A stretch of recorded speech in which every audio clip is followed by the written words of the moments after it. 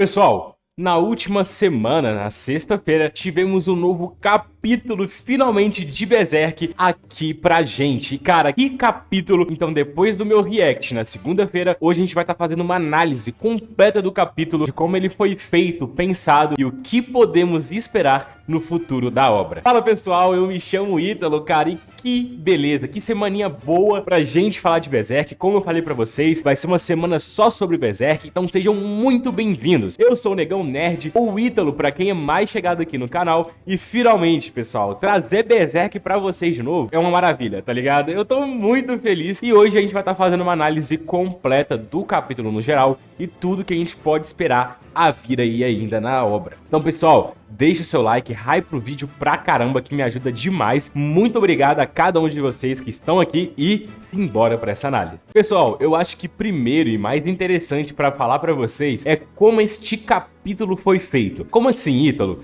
Pessoal, eu não sei se vocês sabem, mas este capítulo estava sendo prometido como um ponto de virada em Berserk. Isso mesmo, o próprio autor, né, o Koji Mori, amigo de Kentaro Miura e produtor, né, e diretor do estúdio Gaga, informou pra gente que este capítulo seria um dos mais difíceis de fazer e adaptar, de acordo com o que o Kentaro Miura queria. Isso mesmo. Esse capítulo, ele tá funcionando como uma chave de virada pro Guts. Eu não sei se vocês perceberam isso, mas todo o capítulo ele foi muito importante pro Guts como personagem. Então, em algumas entrevistas, o próprio Koji Mori informou que esse capítulo foi um dos mais difíceis de serem feitos até aqui. Cara, é bizarro isso demais, né? O capítulo, ele começa, mais uma vez, com Guts preso e selado naquela concha, no que parece ser um mar astral no fundo do oceano. A gente acompanha o Guts cobrando e pensando consigo mesmo tudo aquilo que ele já fez, todos os momentos, os traumas, vilões e tudo que ele passou e a gente acompanhou na obra até aqui. Tem um detalhe muito bacana que eu falei com vocês no vídeo de segunda-feira,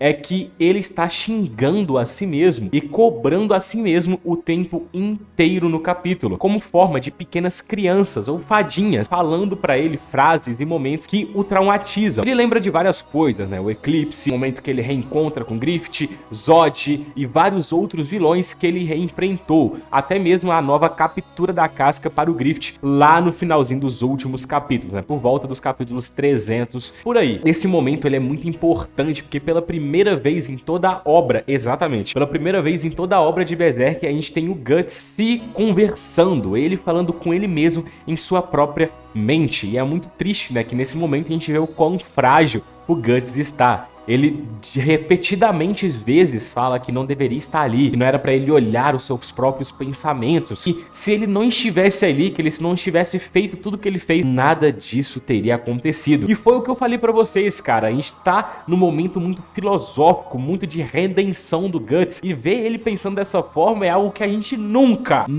pensou que iria ver, e isso é absurdo, cara, é muito lindo de se ver, tá ligado? Esse momento é algo que a gente esperava demais em Berserk finalmente chegou. Depois de toda essa cena dele conversando consigo mesmo, dele pensando consigo mesmo em todos os seus traumas, a gente tem uma voz do que parece ser uma mulher, um ser astral que chega e aparece para Guts. Nesse momento a gente fica um pouco confuso e o Guts também perguntando quem seria este ser, quem seria essa pessoa. E aqui a gente tem uma das maiores revelações de Berserk. Finalmente é confirmado, depois de muitas teorias, que o Guts é alguém nascido da morte. Ele é um ser que não está nem no mundo real e nem no mundo astral. Guts é um ser que está conectado entre os dois mundos, assim sendo um único personagem junto com Skull Knight, toda a obra de Berserk que não está ligado às amarras do destino.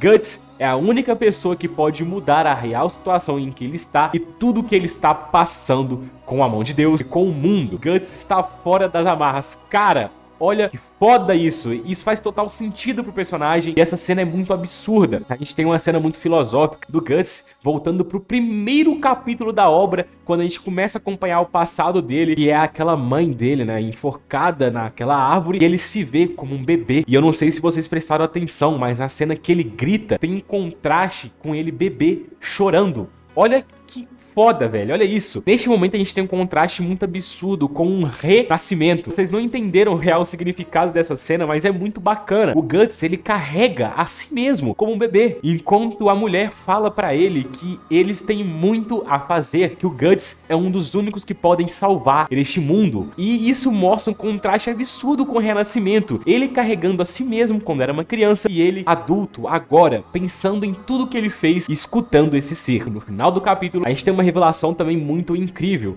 que o Guts é o único que pode parar o Griffith, que pode parar a mão de Deus. Afinal de contas, até a própria mão de Deus e Griffith estão presos no destino. Mas Guts não está preso. Guts está livre das amarras.